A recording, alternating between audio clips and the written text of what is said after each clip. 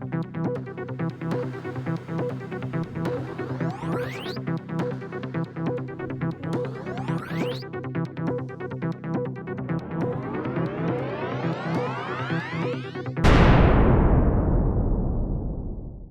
back to the show, everyone. I Hey, couldn't take everybody. it. Hey, Dina, I couldn't take it anymore. I had to get an A intro better. microphone. Couldn't Yeah, do it. yeah, yeah. I'm so sorry. I even noticed Marvels, how our tinny the Marvel other one friends. was. Yeah, yeah. Yeah, sorry, friends. I'm sorry for that. Just doing the best. The girl's just For doing the those that best she don't can know, over here. Gwen's lost some things in the California fires, and were you using just the microphone on your I iPods? was using my AirPods. Oh, yeah, it's So bad that's sound. all I Yeah, had. yeah. That's all I had. I had my AirPods and a very open room with nothing in it. Clearly, Yeah. this is. And So I was like, I hopefully it can't do sounds it. better. Yeah, After yeah, editing multiple videos, I was like, I am so sorry, friends. Like, yeah, I can't do this. So I yeah. apologize. You're Might very be why sound our sensitive. subscribership has gone down. So my Yeah. my audio quality. That's it. That's got to be the reason. Yeah, That's it. That's it. Scott. It can't yeah, be our yeah. dazzling personalities. Or Um, it's some sort of attentional blindness and they're paying attention to something else. How's that for a good leave it to segue? Dana. Dana can. Yeah. You know what, Dana? This actually is related to our loose associations. Like we were Hmm. jokingly and lovingly saying like we should call our show loose associations. Yeah. But the ability to have all those associations, Yep. right, really Yeah. leads Yeah. to really being really able to form good segues, Exactly. Yeah. That's right. Making connections. making So connections. I love that. this idea of well, perceptual blindness is another word Hmm. that we've seen. Have seen it showing up. How many Wow. different tenses can I mix in one sentence? I was never good at that. I I The think teacher that's would a be like, sign of "What are you doing?" intelligence. It's a Yeah, sign of future, intelligence. past tense, present tense. How the I've seen it. I'm seeing. Oh my god, I'm seeing it show up in the ADHD crowd on social media. So it caught my eye a couple days ago. The that perceptual bias or missing something perceptually. There's some seminal works in our field. One is, and I remember it's still undergrad, them showing us this video where they are instructing you as the watcher, and they have a bunch of people in a circle passing a basketball around. Some have red shirts on, some have blue shirts on, and you're supposed to watch and make sure that the blue shirts are that they're going blue shirt, red shirt, blue shirt, red shirt, that they're not repeating the color, right? So you're really fixed on watching where the ball is going and making sure they're basically telling you where to put your attention. What you don't notice then during that 15-second clip or however long it is, if there's a dude in a gorilla suit that comes into the view and kind of runs past and leaves the frame again. And so after you're done, they say, "Did you see the gorilla?" And you're like, "What are you talking about?" And then they show it again, and now you're looking for the gorilla. And it's so obvious that it's kind of disturbing that you didn't see the gorilla, right? So this was some really interesting research that was done probably late 90s, early 2000s, somewhere in there. Stanford then did another building on that about why does this happen? I mean, that experiment was really seminal because it was showing, it was priming the viewer to pay attention to something specifically and seeing if they'd missed something. So they wondered if it was more general than that. So they devised an experiment again at a college, because you have all these kind of captive students. They're great research subjects. They're like human rats that you can say, you have to do this for your class. I told Dana, I said to Dana that undergrad students are like the psychologist mice. Yeah, exactly. Yeah. So anyway, they have a recruitment out saying we're doing this. Take 5 minutes of your time. You'll get extra credit for class, whatever. Go to this place on campus. So these people will come in, and there's a big sign above the desk that says, if you're volunteering for this research study, sign in here. So you see the people, it's shot from behind the desk. So you see the guy talking to someone coming in, and then you see the face of the person who's come in. And they say, I'm here for blah, blah, blah. And the guy says, okay, great. He says, let me just get the forms you need to sign. So he goes below the desk where there you can't see him anymore. The person coming in can't see him anymore. We see him. And a different person stands up. So now, mind you, it's not a massive change. It's not like it was a man and then it's a woman, and it's not like someone was wearing, starkly different clothing. But I think one was wearing a tie and the other one wasn't, or something like that. It was something like 88% of people do not notice that it's a different person. So he gives them the forms. It's really funny because you can see people that do notice, they're kind of like, they're not saying anything, but they're kind of like, what's going on here? So they give them the forms to fill out. They go in the other room, and unbeknownst to them, at that point in time, they didn't know that really was the experiment. So then they go into the other room to get debriefed, and they are asked, did you notice anything unusual when you were signing in? And most people say no. A few people said, yeah, there was a different guy that stood up, but most people don't see it. And then when they tell them it was a different person that stood up, and they even show them the video, they're really sort of like, oh my God, I can't believe I didn't notice this. That really began the literature and the research about what we actually pay attention into our environment and what we fill in from memory. We cannot possibly, like, I'm sitting in this room right now, if I was paying attention to every little detail that was in the room all at once, I wouldn't have enough bandwidth to be speaking, right? So our brains figure it out, a way to fill in what's familiar. And then unless I'm paying attention to that exact thing, it's not in my visual field, so it's not in my attentional field, and I don't see it. So it's sort of like it's attentional blindness is that phrase I'm seeing show up. It's totally normal. And if you think that you never do this, think about if you go somewhere new. I'm thinking like you walk into psychologists, right? We notice things out in our environment. Noticing, like, when you see tourists downtown, I can tell downtown a tourist from a million miles away. Like if I go to Pike Place Market, because they're stopping and they're looking around, because it's like everything's everywhere. If you're used to that environment, you're like, I need to go get this thing. You just walk through it. But someone who it's new to, there's so much stimulation that you can't fill in from memory because it's so new. This is like the proverbial little kid that you hand something they've never had before, and now they can't walk because they're just like, whoa, and they're tripping out on that new thing, right? As we age and as we fill our world in from memory, we don't run into that issue as much unless it's novel stimulus. Now, how does it show up in the ADHD crowd right now? And I read the perfect example, and it was, for example, you go into the pantry to get something and you can't find it.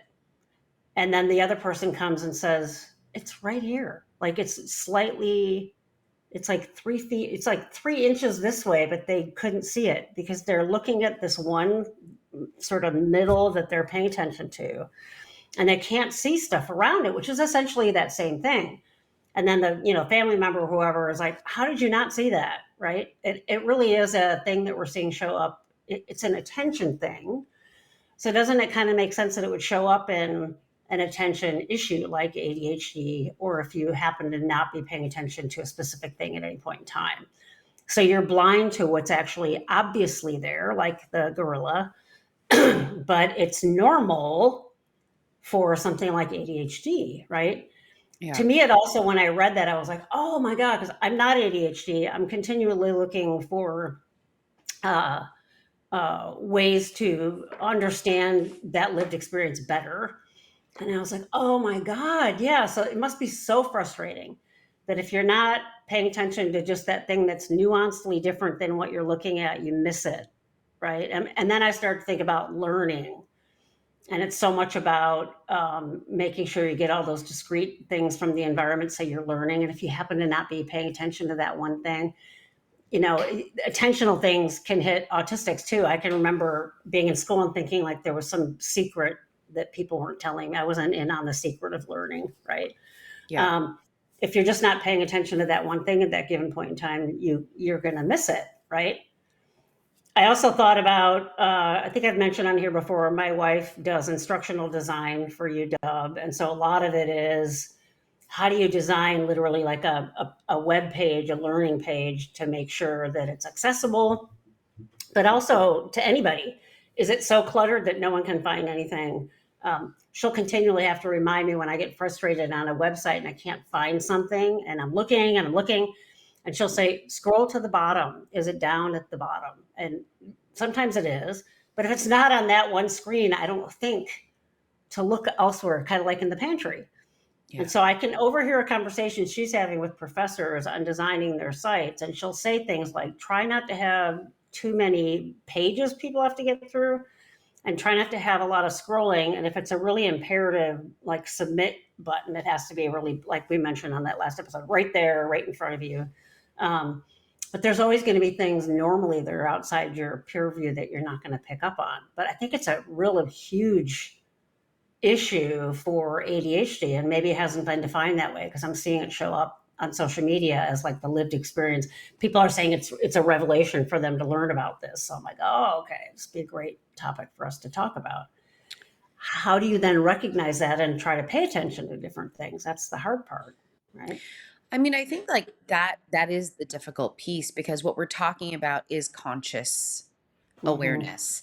Mm-hmm. And that a lot of times if you're in your mind, like Mm-hmm. even if you're like, oh, I'm thinking about something else. I'm Yeah. I'm kind Yeah. of I'm here, but I'm not like really here and I'm thinking about something else, right? Mm-hmm. In order for your brain to have to process it in a way where you need to make a decision on it, Mm-hmm. you do need focus and concentration Right. Yeah. on the stimulus. Like that is the Mm-hmm. big piece. And so, a lot of times when someone that says to me, Gwen, I think I've got a memory problem. My memory, Mm-hmm. like I've got a memory issue.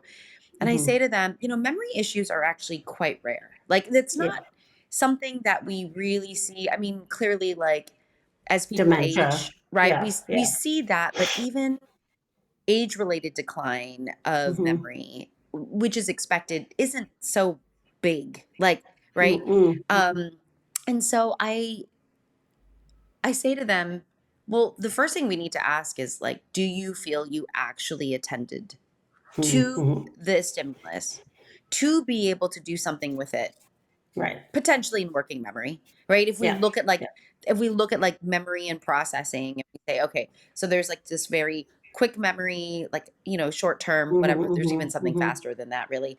You know, we've now focused on it, concentrated on it. Oh, we put it in Yeah. working memory, we do something with it, we juggle it, and then it Mhm. gets stored, Yeah. right? If we Yeah. like actually do something with that information, If you don't have the attention focused on it, though, and that doesn't go through right? any of those Not processes. Yeah. right. Yeah. That's not a memory issue.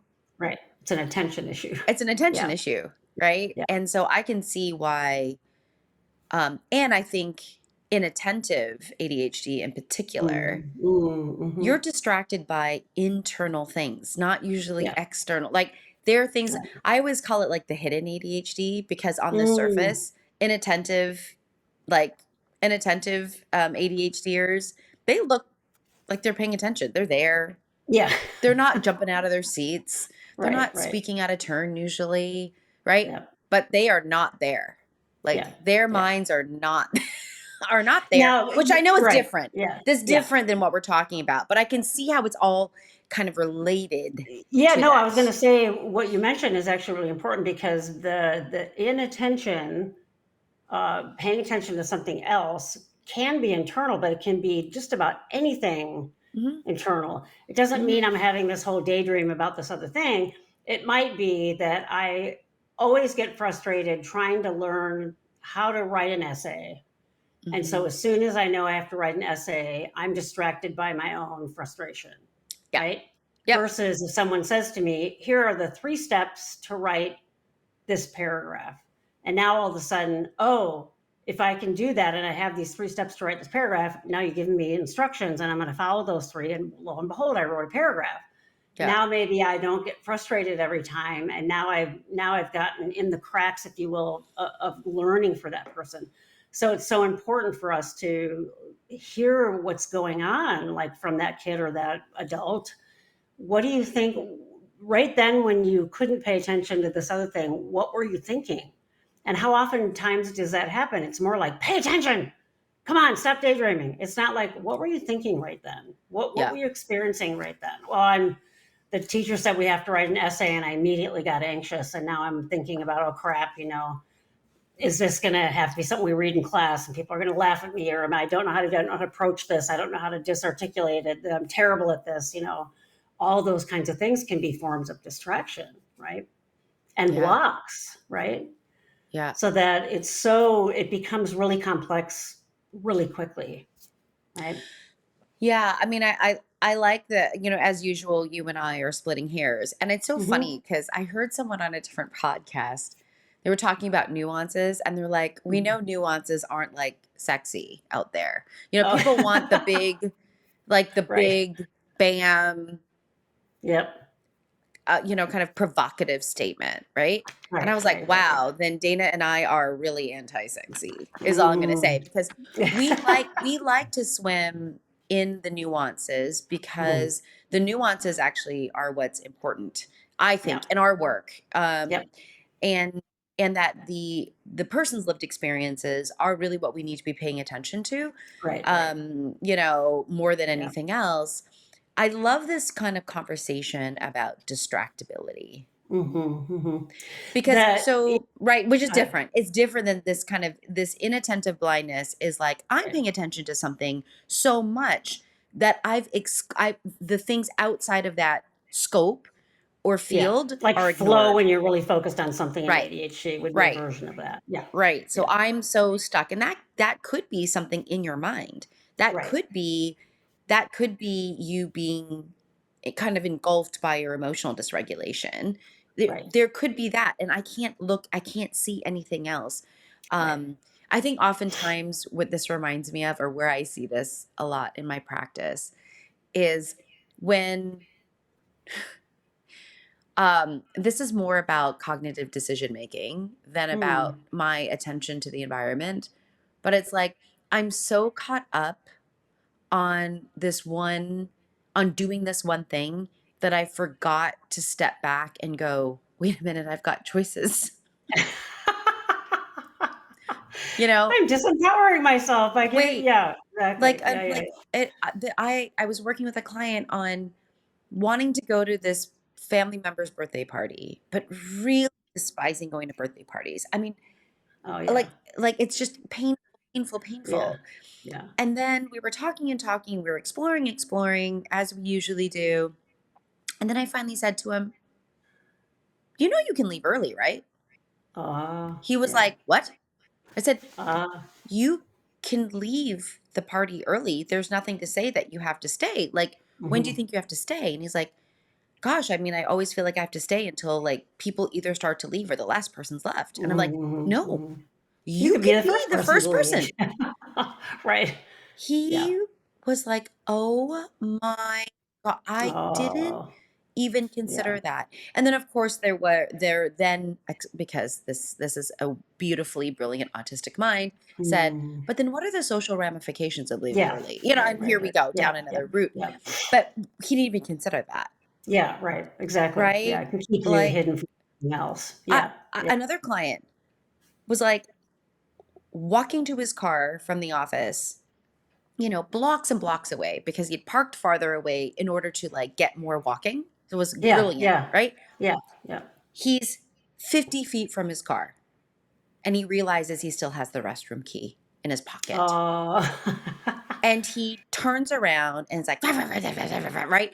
And walks blocks and blocks back Oh, all the way back. Yeah, to put the key back. And then he realized I could have just hopped in my car and driven it back. yeah, Did yeah, not even think about it.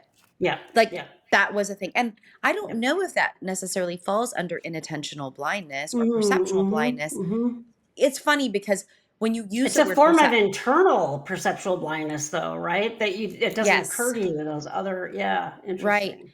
It's Yeah. interesting because I think when you leave the term perceptual blindness, that does Mhm. mean you're perceiving let's say your external Right, environment. right, It's right. almost better. But when it's called inattentional blindness, Yeah, yeah, yeah, man, I think that gets like really yeah, yeah, like it gets yeah. really Well, I'm thinking about like complex. how autistics get accused of being rigid or you have to do everything the same way. And that, well, I'm supposed to return the bathroom key. You're not supposed to leave without it. And so it didn't occur to him to not do it that way, but to drive back, right? And just like you said, those are leaving the party early. Those are potential options that you have that don't occur to you at all, Yeah. right? Yeah. Yeah, yeah. I have we have because of this still have stuff in our spare room that I need to put up in the attic from Christmas. And my wife has been so great with some teaching me lots of things, because I mentioned it again on Sunday, and I'm like, oh my god, I forgot to put the stuff, because I we have to do it together. I forgot to do stuff in the attic. I want to do it before I take a shower because it's dirty up there.